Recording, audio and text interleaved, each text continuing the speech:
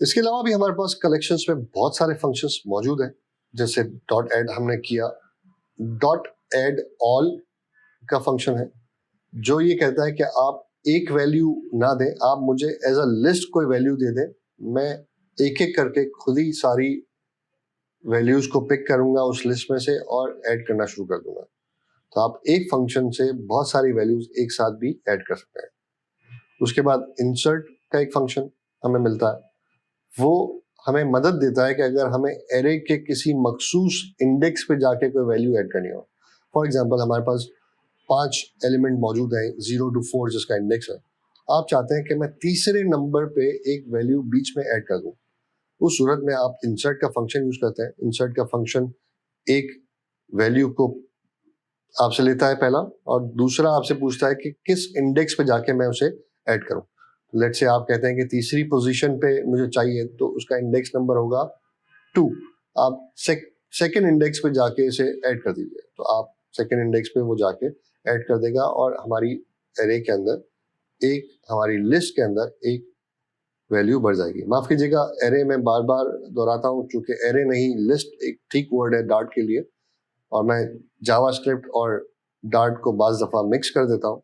तो ये जरूर होता है जब एक फुल स्टैक डेवलपर मुख्तलिफ लैंग्वेजेस पे काम कर रहा हो, तो वो टेक्निकली मिस्टेक्स करता है इस तरीके की कि टर्मिनोलॉजीज डिफरेंट यूज कर लेता है। तो आप उसे लिस्ट समझिए। जब भी मैं एरे का जिक्र करूं तो बेसिकली मैं लिस्ट को रेफर कर रहा होता हूं, जो डार्ट पे हम लिस्ट बनाते हैं उसकी बात कर रहा हूं। इंसर्ट ऑल, जिस तरह हम ऐड ऑल एक ऑलरेडी स्क्वायर ब्रैकेट में लिस्ट की सूरत में वैल्यूज देते हैं, और फिर कॉमा के बाद आप बताते हैं कि भाई इस इंडेक्स पे जाके इन तमाम वैल्यूज को ऐड कर दो, तो वो हमें ऐड तमाम तर वैल्यूज को ऐड कर देता है। उसके बाद डॉट कंटेंट्स, अगर आपने चेक करना हो कि क्या ये वैल्यू मौजूद है हमारी लिस्ट में या नहीं। फॉर एग्जांपल थोड़ी देर पहले जैसे हमने लिस्ट में कहा था कि अगर 10 से ऊपर कोई वैल्यू हो तो वो रिटर्न कर दे, या 15 से ऊपर कोई वैल्यू हो तो वो वैल्यू रिटर्न कर दे, और एल्स -1 या -100 रिटर्न कर दे। उस सूरत में जब हमने यूज किया था फर्स्ट वेयर को, तो वो वैल्यू रिटर्न करता था जो भी पहली वैल्यू से मिलती थी। डॉट कंटेन उसी तरीके से आपको वैल्यू तो नहीं बट ट्रू या फॉल्स रिटर्न करता है कि पूरी लिस्ट में जो आपने वैल्यू दी थी वो मुझे मिली या नहीं मिली। इंडेक्स ऑफ, जो पहला इंडेक्स आपकी कंडीशन से मैच होता हुआ उस लिस्ट में मिलेगा उससे वो दे देगा। फॉर एग्जांपल अगर हम बात करें, हमारी लिस्ट में 1 पहला एलिमेंट है, 2 वैल्यू के साथ दूसरा एलिमेंट है, और तीसरे एलिमेंट की वैल्यू 3 है, और हम जानना चाहते हैं कि जिस इंडेक्स पे वैल्यू 2 है उसका इंडेक्स नंबर लेके आओ। तो वो हम इंडेक्स ऑफ की इस फंक्शन से जब चलाएंगे तो हमें वो 1 इंडेक्स नंबर रिटर्न करेगा, क्योंकि 0th इंडेक्स पे हमने वैल्यू 1 स्टोर किया था, फर्स्ट इंडेक्स पे हमने वैल्यू 2 स्टोर की थी, और सेकंड इंडेक्स में हमने वैल्यू 3 स्टोर की थी। Last index of reverse order में वो चेक करना शुरू करेगा कि सबसे आखिरी इंडेक्स कौन सा है। फॉर एग्जांपल एक ही लिस्ट में एक जैसी बहुत सारी वैल्यूज हैं, तो आप चाहते हैं कि रिवर्स ऑर्डर में शुरू हो और चेक हो कि ये वैल्यू आखिरी मर्तबा कब पाई गई थी, तो उसके लिए list index of, last index of का मेथड हम यूज करते हैं। उसके अलावा डॉट रिमूव, किसी इंडेक्स एलिमेंट को आपको रिमूव करना हो तो आप डॉट रिमूव यूज करते हैं। रिमूव एट, किसी एक इंडेक्स पोजीशन से रिमूव करना हो तो आप रिमूव करते हैं। डॉट रिमूव का फंक्शन, डॉट रिमूव का मेथड किसी एक एलिमेंट की वैल्यू आपसे पूछता है कि आप मुझे एलिमेंट की वैल्यू बताएं। वो एलिमेंट की वैल्यू जब उसे पहली मर्तबा मिलती है तो वो उसे रिमूव कर देता है। फॉर एग्जाम्पल हमने जो पिछली एग्जाम्पल की थी जिसमें 5, 10, 15, 20, 25 की वैल्यूज थी, अगर मैं डॉट रिमूव के अंदर 10 लिख के दे दूं तो जब उसे पहला 10 मिलेगा वो उस 10 एलिमेंट को उस लिस्ट से रिमूव कर देगा। रिमूव एट का जो मेथड है वो हमें वैल्यू नहीं, हमें इंडेक्स नंबर पूछता है कि आपने किस लिस्ट के कौन से इंडेक्स को रिमूव करना है, वो उसे रिमूव कर देगा। डॉट क्लियर का फंक्शन लिस्ट को एम्प्टी कर देता है, अब उसमें कोई वैल्यू नहीं रहेगी। अगर हमें किसी लिस्ट की वैल्यू यानी जो हमारे पास इंडेक्स पे जो भी वैल्यू है उसे अपडेट करना हो तो हम वेरिएबल का नाम, उसके बाद उसका इंडेक्स नंबर स्क्वायर ब्रैकेट में और इक्वल्स टू की साइन के साथ उसकी वैल्यू को चेंज करते हैं। आइए क्विकली इन तमाम फंक्शन में से चंद एक फंक्शन को चला के देख लेते हैं। फॉर एग्जाम्पल मैं कहता हूं while array dot remove 10 number को रिमूव किया जाए, प्रिंट करें अरे। अब मैं इसे चला के देखता हूं डॉट रन। आप देख सकते हैं कि चार इंडेक्स हो चुके हैं। पांचवा इंडेक्स जो 10 नंबर था वो रिमूव हो गया। रिमूव ऐड की बात करता हूं, मैं कहता हूं कि मेरा तीसरे नंबर का जो एलिमेंट है उसे रिमूव कीजिए। मैं दोबारा चलाता हूं डॉट रन। आप देख सकते हैं तीसरे नंबर पे जो 20 था वो रिमूव हो चुका है। Dot clear. अब हमारे पास ब्लैंक डॉट क्लियर में मैंने इंडेक्स पास कर दिया था जिसमें कोई भी वैल्यू नहीं जाती।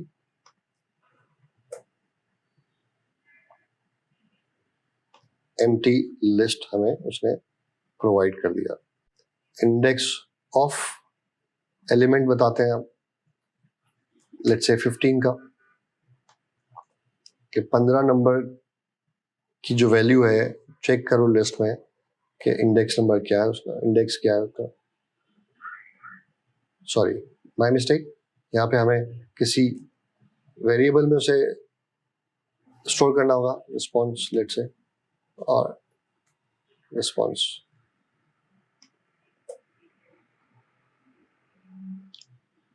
सेकंड एलिमेंट पे 15 नंबर मौजूद है। लेट से अगर हमारे पास दो 20 होते हैं, पहला 20 यहाँ पे, दूसरा 20 यहाँ पे, तो अगर हम इंडेक्स ऑफ 20 करते हैं तो हमारे पास टेक्निकली यहाँ पे थर्ड एलिमेंट पे, थर्ड इंडेक्स पे हमारे पास 20 मौजूद है। हमने देख लिया थर्ड आ गया। अगर हम इंडेक्स ऑफ की जगह लास्ट इंडेक्स ऑफ कर लें, अब देखते हैं कि हमारे पास क्या रिजल्ट आता है। क्योंकि अब ये रिवर्स ऑर्डर से चलेगा तो जैसे ही पहला एलिमेंट उसने चेक किया उसे 20 मिल गया, तो अब उसने बाकी नहीं चेक किया, उसी एलिमेंट के नंबर को उसने रिटर्न कर दिया। बहुत सारे और भी मजीद फंक्शंस हैं।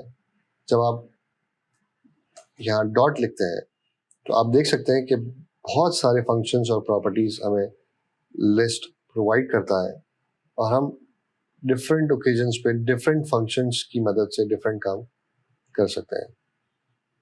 लिस्ट अरे की प्रॉपर्टीज की बात की जाए तो उसमें बहुत सारी प्रॉपर्टीज हमें मिलती हैं। डॉट फर्स्ट, अगर हम लिस्ट वेरिएबल के नाम यानी जैसे हमने पिछले एग्जांपल में वाल अरे जो वेरिएबल था हमारा लिस्ट का, उसके आगे हम डॉट फर्स्ट लिख दें तो हमें पहले एलिमेंट की वैल्यू वो प्रोवाइड कर देगा। इज एम्प्टी बताएगा हमें कि क्या वो एम्प्टी तो नहीं है अरे, उसमें कोई एलिमेंट मौजूद है या ब्लैंक है, वो अरे जो लिस्ट है वो एम्प्टी है। इज नॉट एम्प्टी, कहीं वो खाली तो नहीं, ट्रू या फॉल्स रिटर्न करेगा। डॉट लेंथ, जितने एलिमेंट होंगे उतनी नंबर का रिजल्ट आपको मिल जाएगा लेंथ में। डॉट लास्ट, सबसे आखिरी एलिमेंट की वैल्यू आपको रिटर्न करेगा। डॉट रिवर्स्ड, आपके जो लिस्ट है उसे वो रिवर्स करके, रिवर्स ऑर्डर में करके एक नया एलिमेंट, नया लिस्ट जो है आपको वो रिटर्न करेगा। डॉट सिंगल, जो चेक करता है कि अगर उसमें एक ही एलिमेंट है वो उसे रिटर्न कर देता है। बहुत सारे मेथड्स को यूज करने के लिए एक बहुत ही अच्छा आर्टिकल आप रीड कर सकते हैं इस लिंक से।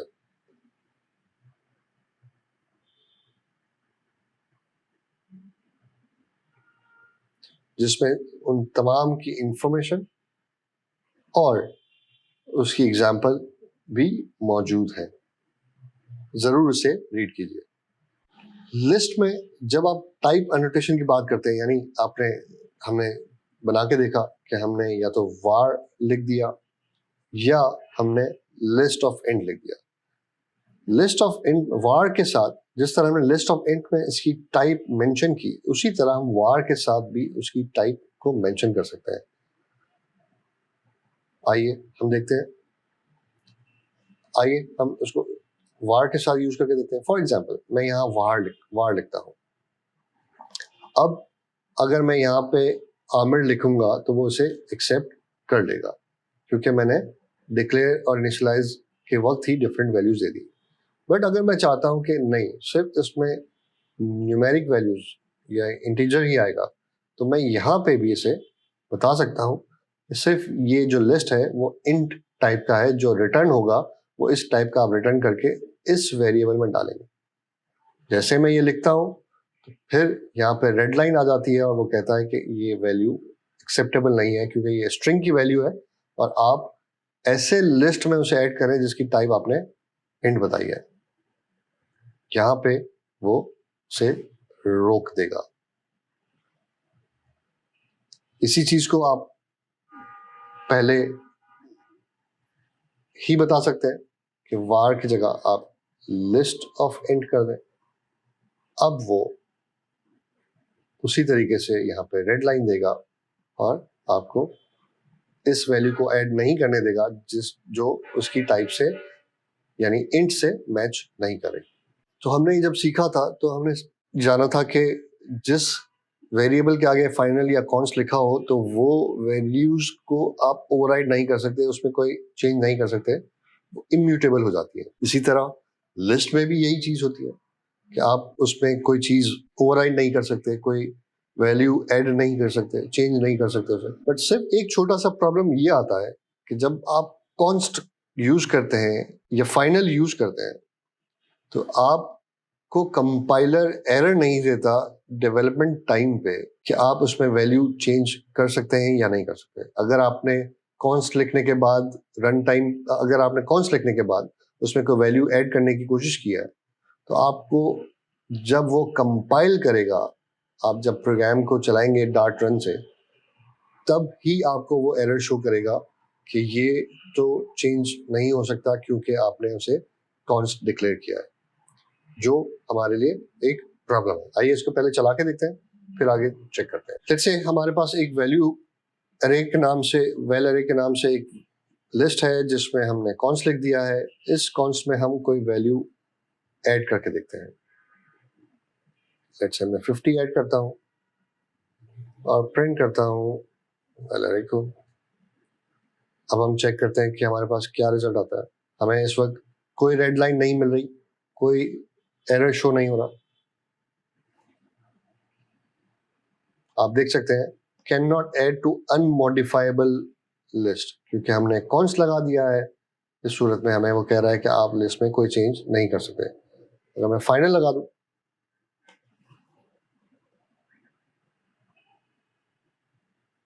उस सूरत में उसने मुझे वैल्यू को चेंज करने दिया। अगर मैं इस वैल्यू को अब कुछ और दे दूं, फॉर एग्जाम्पल मैं एक नया लिस्ट ऑफ एरे दे दूं, मैं ब्लैंक कर दूं उसे, अब मुझे वो एरर देगा कि आप इस वैल्यू को चेंज नहीं कर सकते। आपने इस वैल्यू में एक चीज पहले स्टोर कर दी है, वो लिस्ट था और उसमें बहुत सारे एलिमेंट थे।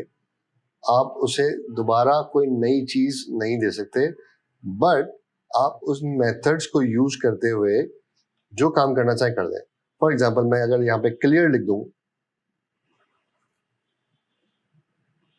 तो यही काम जो मैं यहाँ कर रहा था अब मेरे पास फाइनल के होते हुए भी हो जाएगा। आप देख सकते हैं।